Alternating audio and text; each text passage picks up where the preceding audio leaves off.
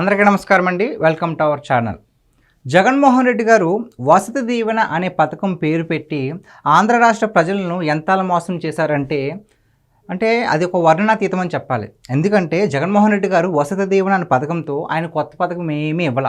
Already fee reimbursement అనే ఒక పథకాన్ని ఆయన జస్ట్ పేరు మార్చి ఇచ్చాడంతే.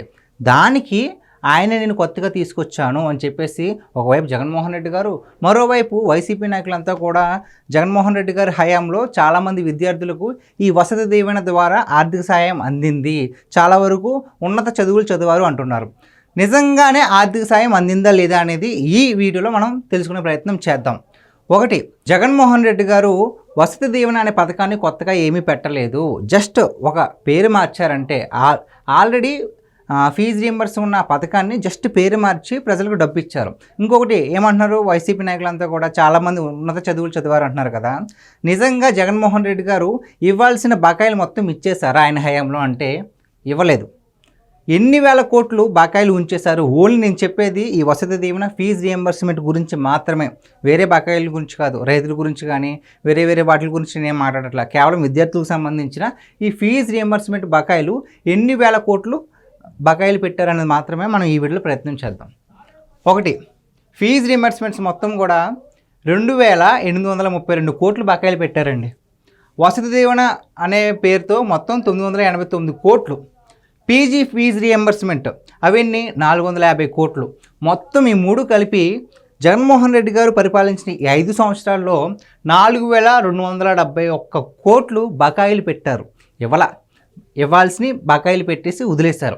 దీనివల్ల ఎవరికి నష్టము అంటే, కష్టపడి చదువుకోవాలని ఆశపడ్డ ప్రతి విద్యార్థికి నష్టమే. ఎందుకు అంటే, ఈ మాట ఎందుకు చెప్తున్నాను అంటే, ఈ ఫీజు రియంబర్స్మెంట్ అనేది అంతకుముందు గత ప్రభుత్వంలో కూడా ప్రతి ప్రభుత్వంలోనే డైరెక్ట్గా కాలేజ్ అకౌంట్లోకి అంటే తల్లి ఖాతాలోకి పడిపోయేదండి. వాళ్ళు ఏం చేస్తారు, కాలేజీలో డైరెక్ట్గా తీసుకునేవారు. కానీ జగన్మోహన్ రెడ్డి గారు ఇక్కడ ట్విస్ట్ ఏం పెట్టారంటే, నేను ఇంత ఇస్తున్నాను అని ప్రజలు గుర్తించాలి, ఆయనేమి ఇవ్వట్లా, ఉన్నదాన్ని అమలు చేస్తున్నాడు అంతే. నేను ఇంత ఇస్తున్నాను అని చెప్పేసి వాళ్ళు గ్రహించాలి అని చెప్పేసి ఏం చేశారు, తల్లుల ఖాతాలోకి వేశారు. కాలేజ్ అకౌంట్లోకి కాకుండా తల్లుల ఖాతాలోకి వేసి అవి తీసి మళ్ళీ కట్టాలని ఒక ప్రీ ప్లాన్డ్గా చేశారు.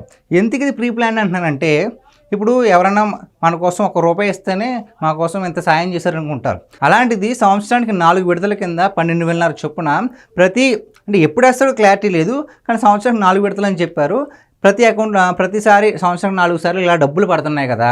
సో ఈ డబ్బులు తీసి మనకి ఇంతలాగా సాయం చేస్తున్నారని చెప్పుకోవాలని జగన్మోహన్ రెడ్డి గారు ఒక ప్రీ ప్లాన్ అయితే వేశారు. కానీ ఇక్కడ వాస్తవం ఏంటంటే, చాలామంది చదువుకునే విద్యార్థులు, వాళ్ళ తల్లిదండ్రులు, చాలామంది సామాన్యులు ఆర్థికంగా చాలా ఇబ్బంది పడతారండి.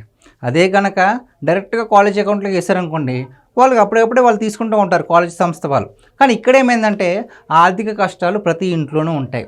ఇప్పుడు మన జోబిలో అప్పుడు దాకా డబ్బులు లేకపోతే ఒక 500 ఉన్నాయనుకోండి, ఇంట్లో ఏం కావాలో మనం వెంటనే కొనుక్కుంటాం.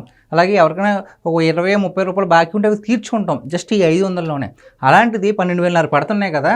సో ఫీజు అనేది తర్వాత కట్టుకుందాం, ఇప్పుడు కాదులే, లాస్ట్ మనం చూసుకుందాం అని చెప్పేసి ఆర్థిక అవసరాల కోసం చాలామంది ఆ డబ్బును ఉపయోగించుకున్నారు.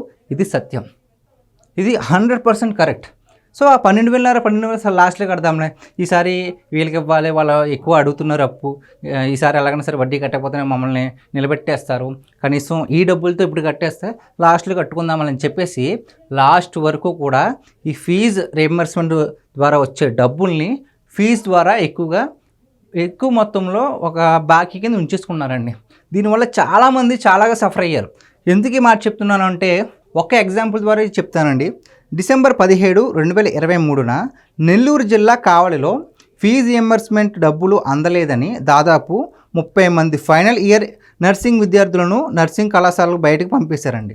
అంటే ఎంతమంది కంటే ఇది ఎంత నష్టం అండి. ఇది ఇప్పుడు కడదాంలో తర్వాత కట్టుకుందామని చెప్పేసి ఆ డబ్బులు వాడేసుకుని లాస్ట్లో పాపం కట్టే సమయానికి వాళ్ళకి అప్పు అందకోలేదంటే డబ్బులు లేక కట్టకపోయేసరికి ఆ విద్యార్థుల చదువు ఆగిపోయింది.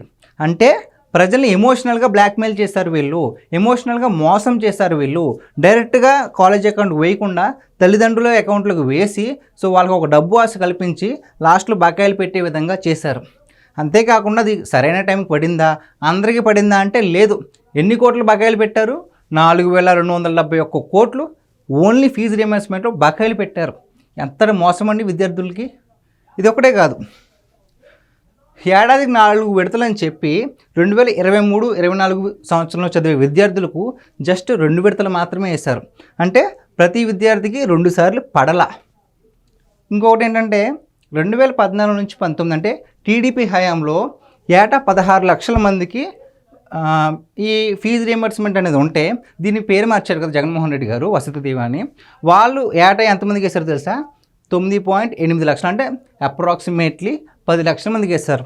ఇక్కడ ఎంతమందికి? 16 లక్షల మందికి. అంటే పెరగాలి కానీ ఎందుకు పెరిగింది? ఇవన్నీ బకాయిలు కాదా? సో ఇప్పటికైనా ఒక్కసారి కళ్ళు తెరిచి ఆలోచించండి. ఇప్పటికీ కూడా జగన్మోహన్ రెడ్డి గారు అంటే పిచ్చిగా అభిమానించే వాళ్ళు చాలామంది ఉంటారు. ఎవరి వ్యక్తిగత జీవితం వాళ్ళదనుకోండి. కాకపోతే రాష్ట్రాన్నే కాదు, దేశానికి భవిష్యత్తుగా నిలిచే విద్యార్థులు కూడా ఎంతలా మోసం చేశారంటే సో వైసీపీ పార్టీ ఎంతటి హేమైందో మనం ఒకసారి అర్థం చేసుకోవాలి.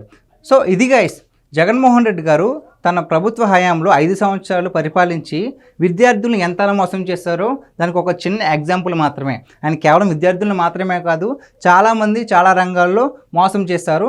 సో ఈ వీడియో పైన మీ అభిప్రాయాన్ని కామెంట్ రూపంలో తెలపండి. Thank you so much.